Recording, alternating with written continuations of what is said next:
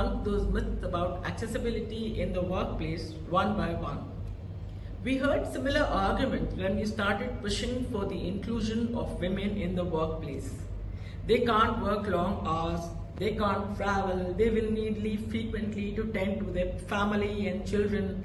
We found excuses in the myths created by our patriarchal society. Today, we are resorting to similar faulty arguments to deny people with disabilities their rightful place in our organizations. So let's get down to debunking these myths one by one. Today I'm going to deal with myth number 1, which is accessibility is expensive. Fact is that not all accessibility solutions require a lot of investment. Often, these are but one-time costs.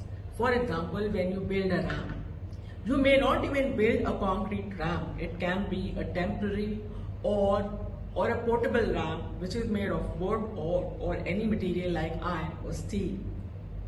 Such accessibility solutions end up benefiting not only your employees with disabilities but also others who may need to use the ramp, for example, elderly employees or those who have a little problem walking up and down, or even for carting the luggage up and down. So it becomes a very handy accessibility solution around you. I'll give you the example of my previous company where they built a concrete ramp for me when we shifted to a new building next door. That was one-time cost for them. However, it made me much more productive. If the ramp hadn't been built, then I would probably have had to either quit or stay back home and work from home. That wouldn't be a very ideal situation when you have to meet a number of people in the role that you are holding in your organization.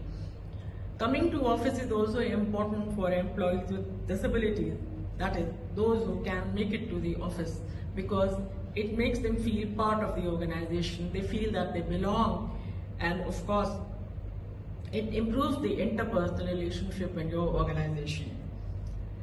So let's talk about those accessibility solutions again. Many solutions, as I said, are low cost, and in fact some of them are also free. Some of these solutions which you can implement in your organizations are something like flexible working hours or providing remote working option to employees with disabilities, of course, depending upon their requirement and their needs.